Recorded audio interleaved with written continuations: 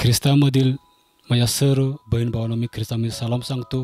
पुन्हा एक बार परमेश्वराने आज वचनातून बोलण्याची संधी दिली म्हणून देवाच्या नावाने मी धन्यवाद देतो।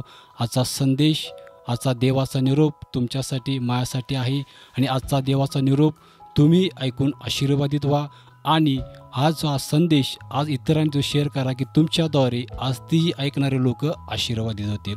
याप्रमाणे आपण संदेशावर जाऊया। संदेश शीर्षक आहे की 2 पाय। आज हे 2 पाय कोणते आहेत आणि त्या पायाचं त्या वचनाचं शीर्षक आहे की आत्मिक घर किंवा आत्मिक मंदिर। आज आपण हे 2 पाय याच्याविषयी आपण पाहणार आहोत। हे पाय आहेत की जे घराचे पाय बांधले जातात त्याच्याविषयी आजचा हा संदेश आहे। आपण वचन वाचूया मत्ते 7 त्याचा 24वा अध्याय।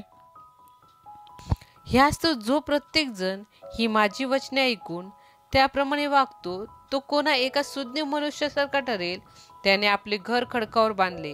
बापऱ्यानो, देवाचं वचन सांगतं ह्याच तो जो प्रत्येक जण ही माझी वचने ऐकून त्याप्रमाणे वागतो तो एका सुज्ञ मनुष्यासारखा ठरेल। हालेलुया।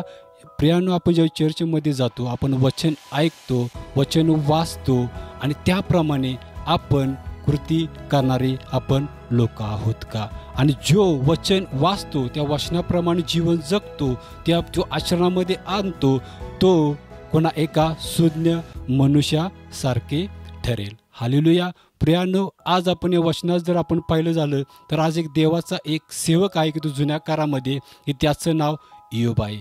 प्रियानो, इयोब हा देवाच्या वचनाप्रमाणे जीवन जगणारा होता। इयोब हा सदोदित दररोज सकाळी उठून देवाची आराधना, देवाची स्तुती, देवाचा गौरव तो करत होता, पश्चाताप करता। त्याच्याबरोबर आपल्या मुलांसाठी, आपल्या सर्व घरादारासाठी तो यज्ञ या करत होता।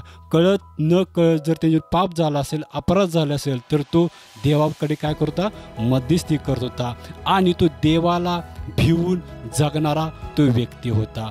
आज तो देवाच्या इच्छेप्रमाणे तो जीवन जगत होता। त्याचं आध्यात्मिक जे घर आहे, जो आध्यात्मिक पाय आहे तो देवाच्या वचनावर तो बांधत होता। आणि पुढं वचन सांगतं त्याने आपले घर खडकावर बांधले। खडका कोण आहे प्रियांतर? खडका आपला प्रभू येशू ख्रिस्त आहे। जसं इयोबाने देवाच्या वचनाप्रमाणे जीवन जगून, देवाच्या आज्ञेप्रमाणे जीवन जगून त्यानं आपलं आध्यात्मिक घर, आपलं आध्यात्मिक मंदिर त्या खडकावरती काय केलेलं आहे? बांधलेलं आहे। आणि सदोदित तो दररोज देवाला भिवून जीवन जगणारा तो व्यक्ती होता, देवाच्या आज्ञेमध्ये जीवन जगणारा होता। त्यामुळे देवानं त्याला समृद्ध केलं होतं। त्याच्या घरामध्ये सुख, समाधान, समृद्धी होती। देवाची वस्ती त्याच्या घरामध्ये होती। प्रियानो, कोणत्या गोष्टीमुळे? तर तो देवाचे वचन ऐकून त्याप्रमाणे जीवन जगणारा तो व्यक्ती होता आणि तो कोण होता? एक सुज्ञ मनुष्य होता। हालेलुया। पहा प्रियानो, आपल्या आध्यात्मिक जीवनामध्ये ज्यावेळी आपलं आतलं त्या वचनाप्रमाणे जीवन जगणारे आपण लोक आहोत, जे वचनाप्रमाणे आपण जीवन जगणारे लोक आहोत, वचनाप्रमाणे आपण आचरण करणारे लोक आहोत आणि वचनाच्या देवाच्या इच्छेप्रमाणे आपण जीवन जगणारे लोक आहोत, तर आपण ही सुज्ञ मनुष्यासारखे आहोत आणि आपलं आध्यात्मिक घर, आपलं आध्यात्मिक मंदिर त्या खडकावरती बांधलेलं आहे। हालेलुया।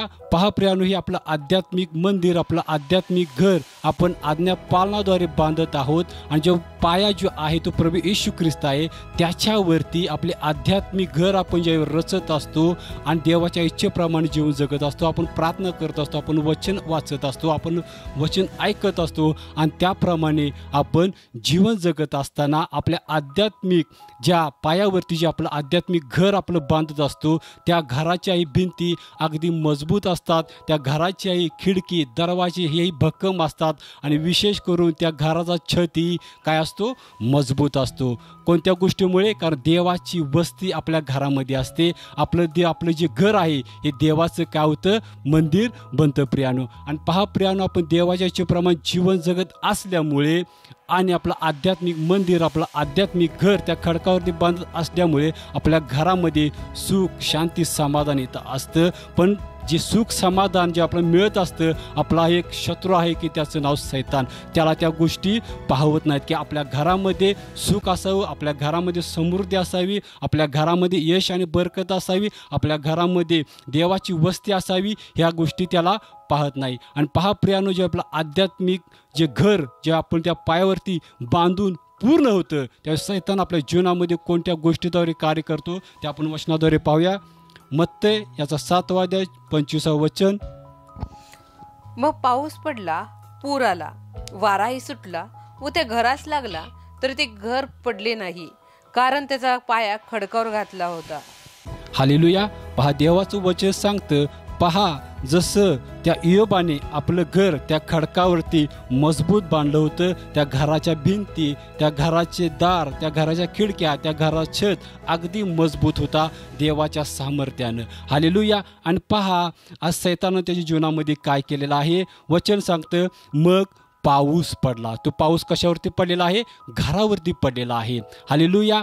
आणि तो पाऊस कोणता आहे? तर तो पाऊस संकटाचा आहे. प्रियानो, आज सैतान आज आपलं आध्यात्मिक घर पडण्यासाठी आज संकटाचा पाऊस आपल्या कुटुंबावरती, आपल्या घरावरती पडतो. पण प्रियानो, आज देवाच्या सामर्थ्यामुळं आज त्या घराचा छत मजबूत असल्यामुळे त्या पावसाचं, त्या संकटाचं आपल्यावरती काही चालत नाही. इयोबाच्या जीवनामध्ये तसंच घडलेलं आहे. इयोबाच्या जीवनामध्ये आध्यात्मिक जीवन जगत असताना, सुखामध्ये समाधानामध्ये जीवन जगत असताना सैतानाने त्याच्या कुटुंबावरती, त्या घरावरती आज संकटाचा पाऊस पडलेला आहे. आणि संकटाचा पाऊस पडत असताना तिची लेकरं मरून गेलेली आहेत, तरीही तो न डगमगता त्यानं देवाची स्तुती आराधना, देवाचा गौरव केला. तो निराश झाला नाही, तो उदास झाला नाही. तिची लेकरं मेली असताना त्याच्यावरती ते संकट आलं, तो संकटाचा पाऊस त्या सैतान त्याच्यावरती पडलेला आहे. आणि तो निराश न होता देवाच्या वचनामध्ये जीवन जगत होता. प्रियानो, सैतान तेवढ्यावरही शांत बसणार नाही.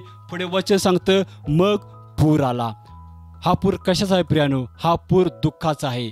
आज सैतान शांत बसत नाही. एकदा त्यानं पाऊस पडला, पण आता त्यानं काय केलेलं आहे? त्या घरावरती पूर आणलेला आहे.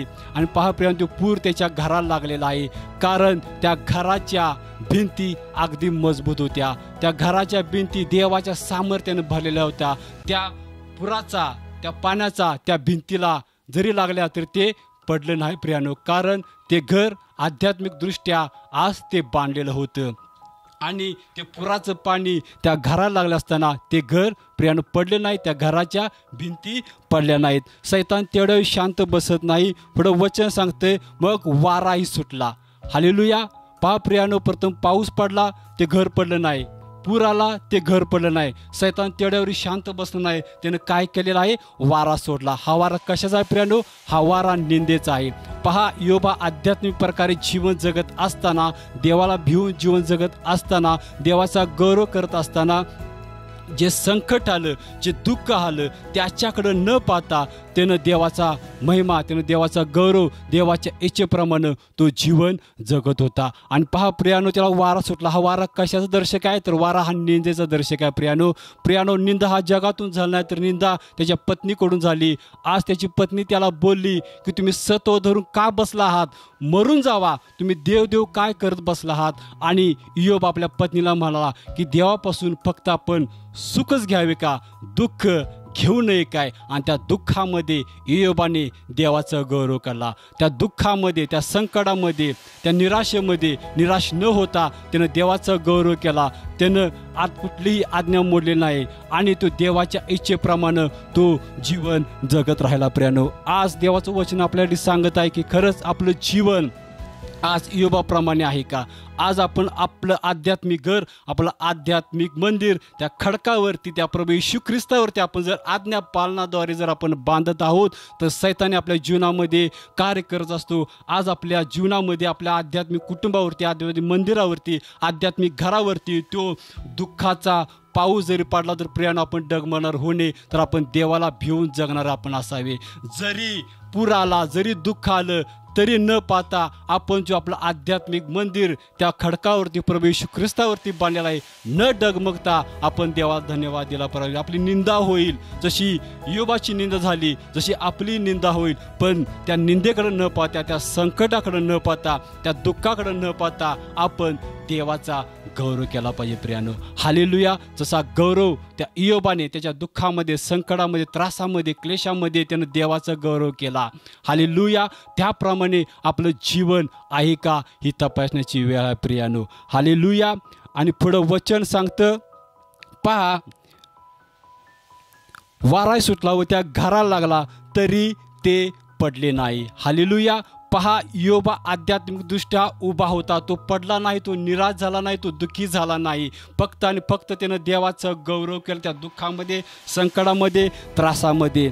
कारण त्याचा पाया खडकावर घातला होता. हालेलुया. पहा, त्याच्या आध्यात्मिक घराचा पाया हा खडक होता. हा खडक कोण आहे? तर हा खडक प्रभू येशू ख्रिस्त आहे. आज तुमच्या आणि आमच्या जीवनामध्ये आपला आध्यात्मिक हे घर रचत असताना, आज तुमच्या आणि आमच्या जीवनाचा, आज आपल्या घराचा, आपल्या या आध्यात्मिक घराचा आपला जो खडक, ज्या घराचा पाया जो आहे तो खडक जो प्रभू येशू ख्रिस्त आहे का, त्या प्रभू येशू ख्रिस्तावर आपण विश्वास ठेवणारे लोक आहोत. आणि जर आपल्या जीवनामध्ये दुःख आलं, संकट आलं, क्लेश आलं, तरी आपण न भीता, न डगमता, न निराश होता, न उदास होता, न रडता, जर आपण त्या देवावर विश्वास ठेवून आपलं आध्यात्मिक मंदिर आपण बांधत आहोत, आपण प्रार्थना करत आहोत, देवाची आज्ञा आपण पाळत आहोत, देवाच्या इच्छेप्रमाणे जीवन जगत आहोत, रोज आणि रोज आपण उपास प्रार्थना करत आहोत, रोज आणि रोज आपण वचन वाचत ऐकत आहोत, रोज आणि रोज आपण उपास प्रार्थना करत आहोत, रोज आणि रोज आपण चर्चला जात आहोत, तर तुमचंही आध्यात्मिक मंदिर ते खडकावर बांधलेलं आहे प्रियानो. शैतान किती तुमच्या जीवनामध्ये दुःख, संकट, क्लेश देऊ दे, तुमचं आध्यात्मिक घर, तुमचं आध्यात्मिक मंदिर ते पडणार नाही. हालेलुया. परमेश्वर तुमचं रक्षण करेल. हालेलुया. आणि पहा प्रियानो, आज आपण इयोबाविषयी पाहिलं की इयोबाच्या जीवनामध्ये दुःख, संकट, क्लेश आलं, ते घर पडलं नाही, कारण त्या घरामध्ये देवाची वस्ती होती. त्या घराचा पाया त्या खडकावरती बांधलेला होता. हालेलुया. आज तुमचं आणि आमचं जीवन, माझा विश्वास आहे की त्या खडकावरती प्रभू येशू ख्रिस्तावरती बांधलेला आहे. नक्कीच देवबाप तुमच्या घराचं, तुमच्या कुटुंबाचं, आध्यात्मिक घराचं रक्षण करेल. हालेलुया. आज आपण एक भाग पाहिला की आध्यात्मिक ज्या खडकावरती जे घर बांधलेलं आहे ते टिकतं. आज आपण एक दुसरा आपण वचन वाचणार आहोत, आणि दुसरा असा एक व्यक्ती आहे की त्यानंही आपलं आध्यात्मिक घर कशावरती बांधलेलं आहे. वचन आपण वाचूया. मत्ते 7 याचा 26वा अध्याय. तसेच जो कोणी ही माझी वचने ऐकून त्याप्रमाणे वागत नाही, तो कोणा एक मूर्ख मनुष्यासारखा ठरेल, त्याने आपले घर वाळूवर बांधले.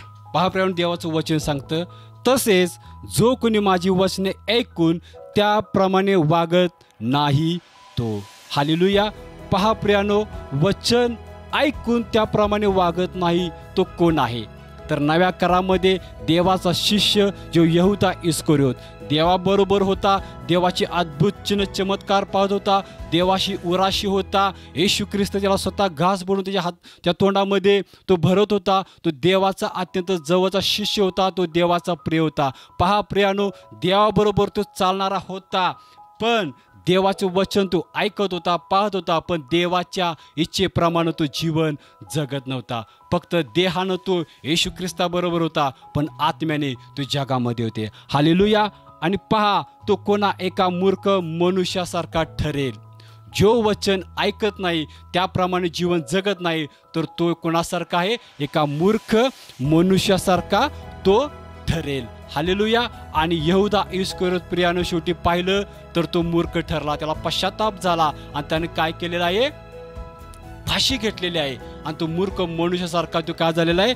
ठरलेला आहे. आणि पुढे वचन सांगतं, त्याने आपले घर वाळूवर बांधलेलं आहे.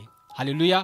पहा प्रियानो, तो देवाबरोबर होता, पण त्याचं जे आध्यात्मिक जे घर होतं, जे खडकावर बांधायला पाहिजे होतं, जे मजबूत आहे, जे भक्कम आहे, तर ह्यानं हे जे घर जे आहे ते काय केलेलं आहे? वाळूवरती बांधलेलं आहे प्रियानो. कारण वाळू ही युनिटीमध्ये नसते, वाळू ही भुसभुशीत असते, खचणारे असते. त्याचं आध्यात्मिक जे घर आहे, जे आध्यात्मिक मंदिर आहे, त्यानं काय केलेलं आहे? वाळूवरती बांधलेलं आहे. आणि प्रियानो, आज तो आध्यात्मिक ते आपलं घर वाळू बांधत असताना, आज देवाबरोबर असतानाही तो वचनाप्रमाणे जीवन जगत नव्हता. वचन ऐकत होता, चिन्ह चमत्कार पाहत होता, पण वचन ऐकून घेत होता, पण वचन तो अंतःकरणामध्ये आत्मसात करत नव्हता प्रियानो. आणि पुढे त्याचा परिणाम आपण काय झाला ते आपण पाहूया.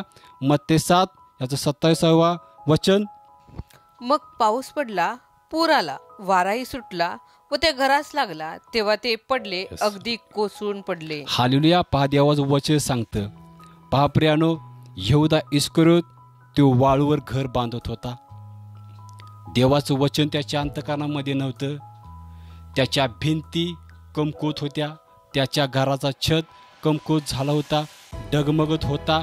आणि पहा प्रियानो, पुढे काय झालेलं आहे, सैतानानं त्याची परीक्षा पाहिलेली आहे.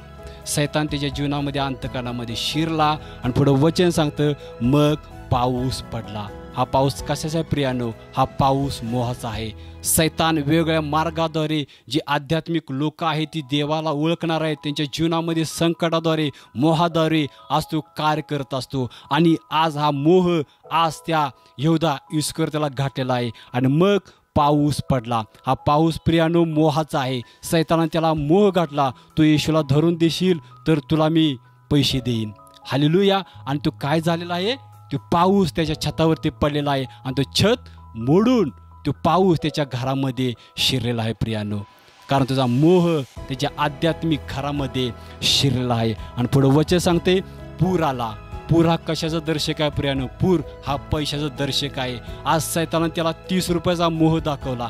आज त्याला वाटलं मला भरपूर पैसे मिळालेले आहेत. आज सैतान आज आध्यात्मिक जीवन जगत असताना अशा लोकांच्या बरोबर पैशाचा पूर आणतो, पैशाचा मोह दाखवतो. आणि त्या पैशाच्या पायी, त्या मोहाच्या पायी त्याने येशू ख्रिस्ताला काय केलेलं आहे, धरून दिलेलं आहे. आणि पहा वाराही सुटलेला आहे.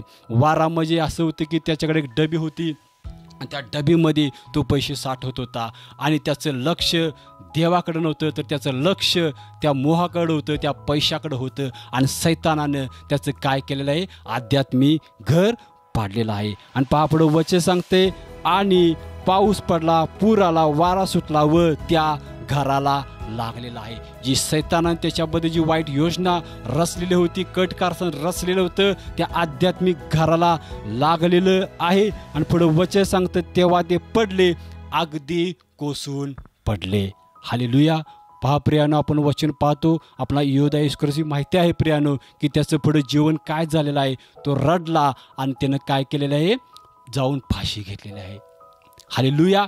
हे त्याचं आध्यात्मिक घर प्रियानो अगदी कोसळून पडलेला आहे. तो निराश झाला, उदास झाला, रडला, पण त्याच्याकडे कुणी पाहणार नव्हतं. तो उठला आणि त्याने काय केलेलं आहे, फाशी घेतलेला आहे. आज प्रियानो, आपल्या आध्यात्मिक जीवन जगत असताना तुमचं आणि माझं जीवन इयोबासारखं आहे का तुमचं आणि माझं जीवन त्या यहूदा इस्करियोतसारखं आहे? आज आपण देवाचं वचन ऐकणारे लोक आहोत, देवाचं वचन आपण पाहणारे लोक आहोत. जर आहोत तर आपलं आध्यात्मिक मंदिर त्या खडकावरती प्रभू येशू ख्रिस्तावरती बांधलेलं आहे. आणि जर आपण वचन ऐकतो, चर्चेला जातो, प्रार्थना करतो, उपास करतो, पण आपण वचन ऐकतो पण त्याप्रमाणे आपण जीवन जगत नाही, तर आपलं घर हे वाळूवरती बांधलेलं आहे. हालेलुया. पहा प्रियानो, देवाचं वचन आपल्याला स्पष्ट बोलत आहे की माझा विश्वास आहे तुमचं आणि माझं घर हे खडकावरच बांधलेलं आहे. हालेलुया. पुढं वचन काय सांगतं पाहूया प्रियानो. याकोबाचा 1 अध्याय 23 वचन. कारण जर कोणी वचन नुसते ऐकून घेतो व त्याप्रमाणे आचरण करीत नाही, तर तो आरशात आपले शारीरिक मुख पाहणाऱ्या माणसासारखा आहे.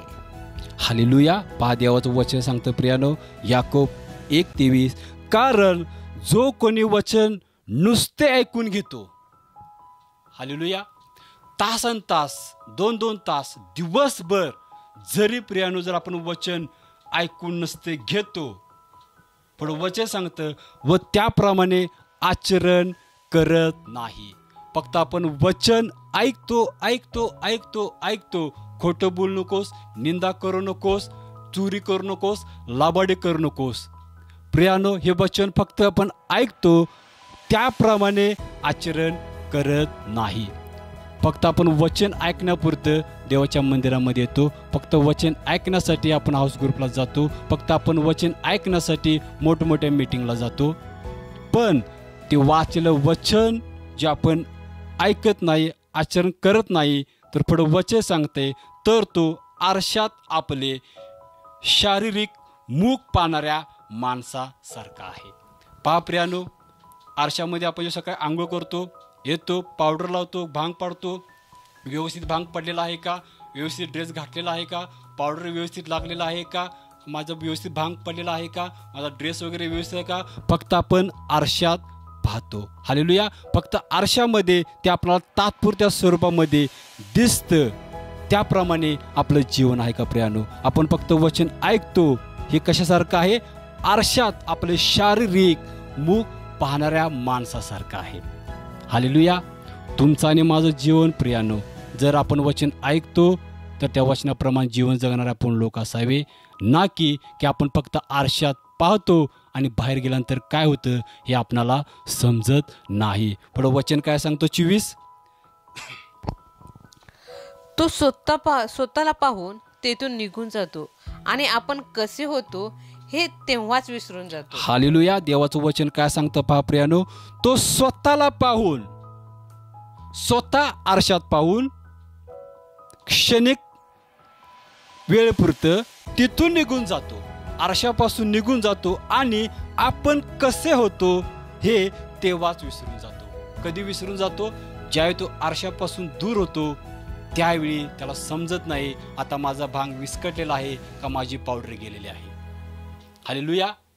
आज आपल्या आध्यात्मिक जीवनामध्ये प्रियानो, आपण वचन ऐकतो, चर्चमध्ये जातो, मोठमोठ्या मीटिंग्स करतो, वचन ऐकतो, पण ते वचन बाहेर जगामध्ये गेल्यानंतर आपण विसरून जातो. ज्याकडल्या गोष्टीमध्ये आपण रमून जातो. वचन ऐकतो, खोटं बोलू नकोस, पण आपण जगामध्ये जातो, आपण स्वतःला विसरून जातो आणि आपण खोटं बोलतो. वचन सांगतो तू निंदा करू नकोस, चर्चमध्ये, आपल्या प्रार्थनेमध्ये, हाऊस ग्रुपमध्ये आपण वचन ऐकतो, पण तिथून बाहेर जगामध्ये गेल्यानंतर प्रियानो आपण निंदा करणार लोक होतो. अशा बऱ्याच गोष्टी आहेत की जे आपण वचन ऐकतो फक्त आणि जगामध्ये गेल्यानंतर त्या आपण गोष्टी करतो. हालेलुया. आणि आपण त्यावेळी स्वतःला काय होतो? विसरून जातो की आपण कसे आहोत, कारण आपल्या समोर आरसा नाही. आरसा हे आपलं वचन आहे प्रियानो. आपण आरशामध्ये पाहतो, आपण वचनाप्रमाणे जीवन जगतो. तोच आरसा आध्यात्मिकदृष्ट्या जगामध्ये आपण गेल्यानंतर आपल्या समोर असावा. हालेलुया. तो आरसा आपल्या घरामध्ये जो आहे तोच आरसा आपण जगामध्ये बाहेर पडल्यानंतर आपल्या तो समोर असावा. जे वचन आपण ऐकतो, जे वचन आपण पाहतो, ऐकतो, तेच वचन आपण जगामध्ये बाहेर गेल्यानंतर बाप्पा प्रियानो आपण ऐकणार असावं, त्याप्रमाणे कृती करणार असावं. हालेलुया. आज आपण पाहिलं प्रियानो 2 पाय याच्याविषयी, पण माझा विश्वास आहे की तुम्ही आणि आम्ही त्या आध्यात्मिक खडकावरती आपलं आध्यात्मिक घर ते बांधलेलं आहे. ते कशा प्रकारे प्रियानो शेवटच्या काळामध्ये जीवन जगत असताना, आज या पापीमध्ये जगामध्ये जीवन जगत असताना आज आपण कशा प्रकारे आपण ते आध्यात्मिक घर बांधायचं ते आपण वचनातून पाहूया प्रियानो. पहिले राजे याचा 5वा अध्याय 17 वचन.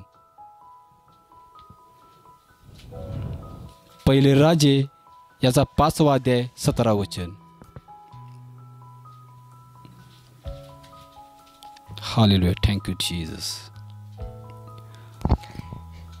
शल्मोनाचा हा निरोप ऐकून हिरामास फार आनंद झाला व तो म्हणाला, हा थोर राष्ट्रावर राज्य करण्यासाठी दाविदास असा शहाणा पुत्र ज्याने दिला आहे त्या परमेश्वराचा आज मी धन्यवाद करीतो. पहिले राजे 5वा अध्याय 17 वचन.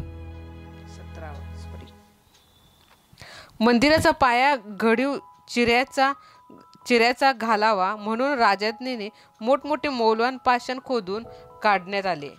हालेलुया. देवाचं वचन सांगतो प्रियानो, आज आपलं आध्यात्मिक मंदिर, जे आध्यात्मिक घर आपल्याला खडकावरती बांधायचं आहे.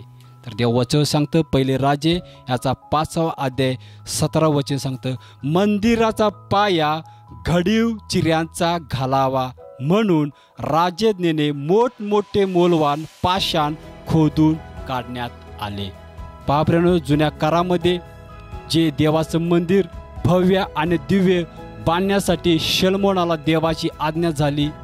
तो असाच उठला नाही आणि मंदिर बांधण्यासाठी गेला नाही, तर देवाच्या सामर्थ्याने, देवाच्या आत्म्याच्या प्रेरणेच्या द्वारे जे भव्य आणि दिव्य जे मंदिर बांधायचं आहे, तर ते मंदिर जर बांधायचं आहे तर एवढे भव्य दिव्य मंदिराचा पाया कशा प्रकारे असावा हे त्यानं काय केलं आहे, देवाच्या आत्म्याला विचारलेलं आहे. कारण ते देवाचं मंदिर होतं, कारण त्या देवते इतकं भयानक होतं की इतकं दिव्य आणि भव्य होतं की जे मंदिर पाहून सर्व राष्ट्रांनी देवाचा गौरव करावा अशी त्यानं काय केली होती, संकल्पना योजना ऐकली होती. आणि त्यानं काय केलं आहे, मंदिर बांधण्या अगोदर मंदिराचा पाया घडीव चिऱ्याचा घालावा म्हणून.